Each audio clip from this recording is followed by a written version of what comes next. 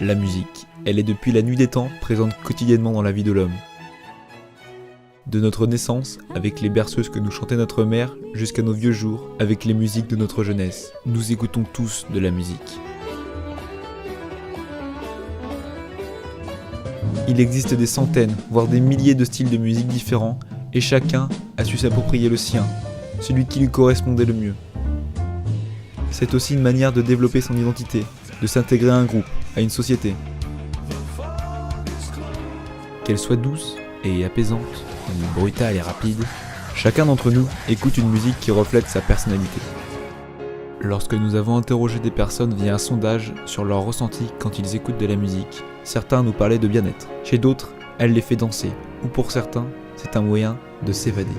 La musique est et restera une entité assez mystérieuse. On ne sait pas trop d'où elle vient, ni son but précis, mais elle est là, partout. Toutes les choses, tout le travail, tous les bruits, c'est des rythmes. Vous vous êtes peut-être déjà interrogé sur ce que la musique vous apportait dans votre vie, dans votre quotidien. À quoi sert-elle ? Pourquoi existe-t-elle ? Ce sont les questions que nous nous posons aujourd'hui. Si je vous demandais simplement ce qu'était la musique, vous me répondriez simplement que c'est un art, et je ne pourrais pas vous contredire. Seulement la musique est aussi une science très étudiée aujourd'hui. Des personnes ont tenté de trouver le rôle très précis de la musique. Et justement, certains semblent l'avoir trouvé.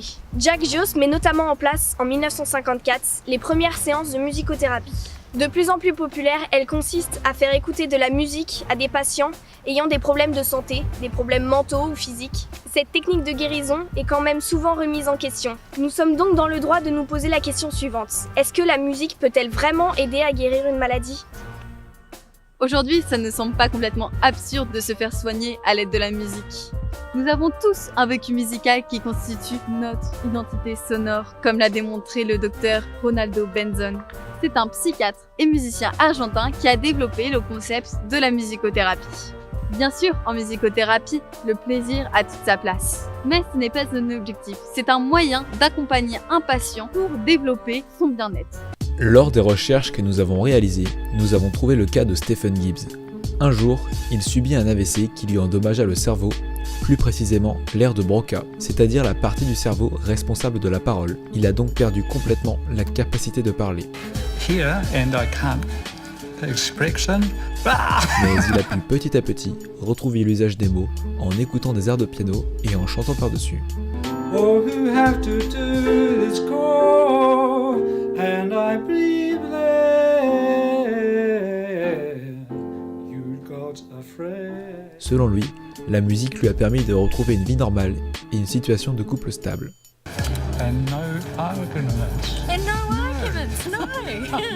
La méthode de guérison de Stephen Gibbs semble s'apparenter à de la musicothérapie. Nous avons donc décidé de contacter une étudiante en 3e année de diplôme universitaire de musicothérapie pour qu'elle nous apporte plus ample connaissance sur le sujet. Les bienfaits de la musique dans le cadre de la musicothérapie permettent une stimulation cognitive de la mémoire, de l'apaisement.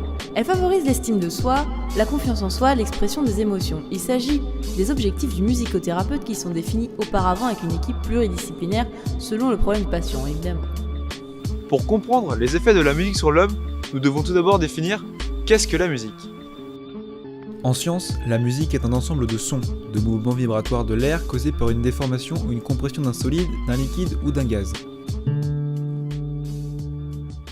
Les particules du milieu entrent en vibration les unes après les autres, ce qui crée un mouvement de vibration appelé onde, sans qu'il n'y ait transport de matière. On parle alors d'onde sonore ou d'onde acoustique. Elle se propage dans toutes les directions. La vitesse de propagation des ondes dans l'air est de l'ordre de 340 mètres par seconde. C'est l'air qui va transmettre le son à nos oreilles. En musique, on parle de notes, que l'on peut représenter par une courbe de fréquence.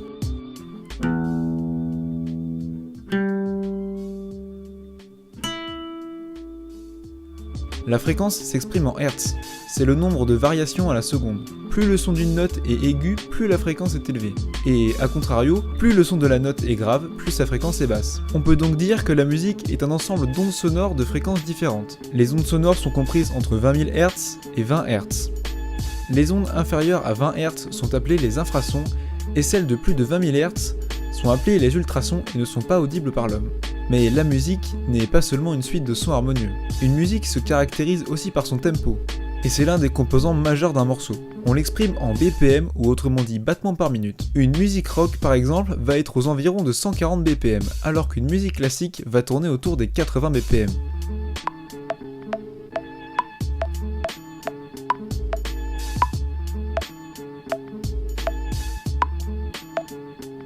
Une musique avec un tempo très marqué va en général être plus entraînante qu'une musique avec un tempo plus modeste.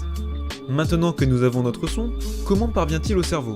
L'oreille humaine est composée de 3 parties. Tout d'abord, il y a l'oreille externe. Elle comprend le pavillon, qui est la partie la plus visible, ainsi que le conduit auditif. Les ondes sonores qui se propagent dans l'air sont captées grâce au pavillon, elles sont ensuite dirigées dans le conduit auditif. C'est là que nous arrivons dans l'oreille moyenne. C'est ici que se trouvent les 3 plus petits os du corps humain, les osselets. Il y a le marteau, l'enclume et l'étrier. Ces os font le lien entre une petite membrane appelée le tympan et l'oreille interne. Ils sont ici pour amplifier les vibrations sonores reçues par le tympan et les rendre analysables par l'oreille interne. Les vibrations analysables sont appelées vibrations solidiennes. L'onde sonore finit donc sa course dans l'oreille interne. On y retrouve ici la cochlée. À l'intérieur de celle-ci s'y retrouvent de petits cils qui baignent dans un liquide. Lorsqu'une vibration solidienne est captée, les cils vont alors vibrer. En vibrant, ils vont émettre de micro-décharges électriques qui sont acheminées au cerveau via le nerf auditif. Au-delà des émotions qu'elle procure, la musique aurait, selon certains chercheurs, des effets puissants sur le cerveau. En effet, lorsqu'on écoute de la musique ou qu'on en joue, toutes les parties du cerveau sont sollicitées, comme l'aire auditive, moteur, visuel. Donc plus on va pratiquer et plus notre dialogue cérébral sera développé. Par exemple, les musiciens ont un corps calleux plus important, c'est-à-dire que les 2 hémisphères du cerveau communiquent mieux. Ils ont donc un dialogue cérébral plus important et cela améliore la coordination des mouvements. La musique sollicite aussi beaucoup la mémoire. Il en existe différents niveaux, comme la mémoire perspective, qui permet de reconnaître un air déjà entendu, ou la mémoire sémantique, qui rend possible que l'on reconnaisse les paroles d'une musique déjà entendue. Pour finir, il y a la mémoire épisodique, qui permet que l'on se souvienne du contexte dans lequel on a entendu une chanson. Lors de son écoute, le cerveau sécrète de la sérotonine et de la dopamine, qui sont des hormones qui gèrent les émotions. Elle procure aussi le plaisir ou la mélancolie, et c'est sur ce principe-là que la musicothérapie se base. Un malade heureux est un malade qui guérit mieux. La musicothérapie est donc un traitement qui utilise principalement la musique pour des maladies d'infection nerveuse. Pour constater les potentiels effets de la musique sur l'organisme, nous avons réalisé une expérience dans laquelle nous avons fait écouter plusieurs types de musique à différentes personnes de tout âge. Nous avons mesuré leur pression artérielle, systolique et diastolique à l'aide de tensiomètres qui nous étaient fournis par l'établissement. Ces résultats ont donc pour but de nous permettre de constater une évolution de leur tension artérielle et de leur rythme cardiaque en fonction de la musique écoutée. Nous avons enregistré une mesure témoin pour chaque personne. Toutes les personnes ayant accepté de participer étaient assises dans l'amphithéâtre ici présent. Ils étaient tous les yeux bandés avec un casque ou des écouteurs avec un bracelet tensiomètre sur le poignet.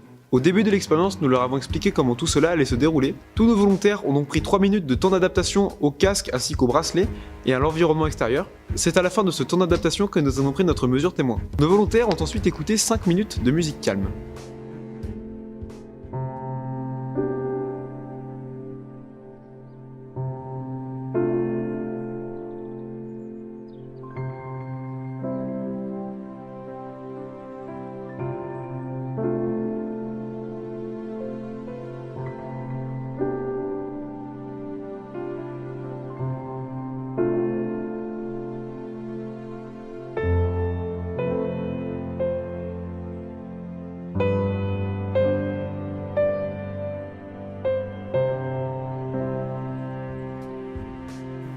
À la fin de ces 5 minutes, nous leur avons pris leur tension ainsi que leur rythme cardiaque. Pour finir, nos volontaires ont écouté 5 minutes de musique métal bien rapide.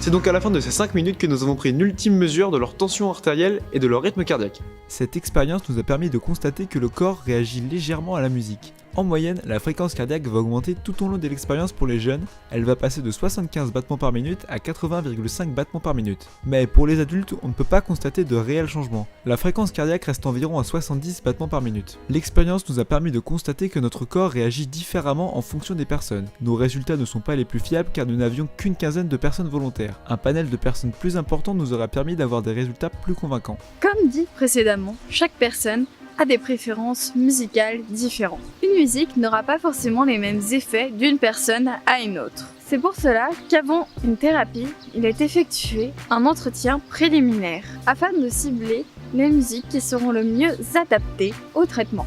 Durant cet entretien, on effectue un test de réceptivité. Ce test a été mis au point et effectué à l'hôpital de Limoux par l'équipe du docteur Jacqueline Verdeau-Paillet. Il s'agit de l'audition d'une dizaine d'extraits, d'effets sonores et musicaux. L'objectif étant d'obtenir rapidement un aperçu aussi juste que possible de la qualité de la réceptivité à l'écoute musicale. On peut alors conseiller aux patients deux types de thérapie. La musicothérapie est dite active lorsqu'elle propose des dispositifs de travail thérapeutique privilégiant la production sonore et musicale, l'improvisation, la créativité et le chant. Les éléments musicaux, rythme, mélodie, timbre, intensité, sont utilisés afin de permettre à la personne de s'exprimer, communiquer, créer des liens tout en accomplissant un travail de structuration identitaire.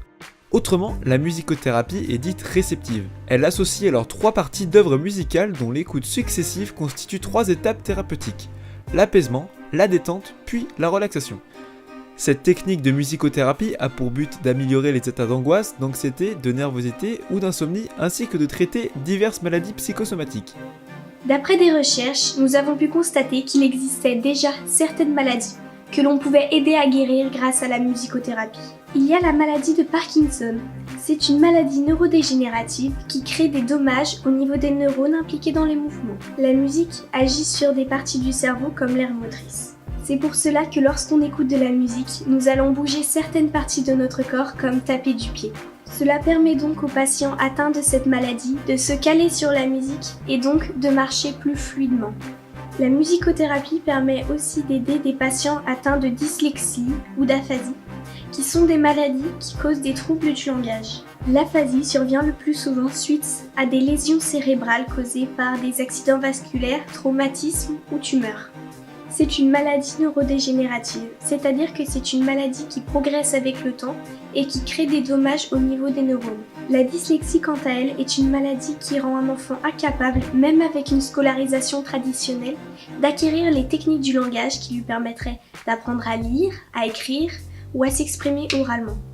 La musicothérapie peut aider à guérir ces maladies grâce à la thérapie par intonation mélodique. C'est une thérapie qui consiste à chanter des phrases lors de séances. Par exemple, il y a le cas de Gabrielle Giffords, une femme politique américaine.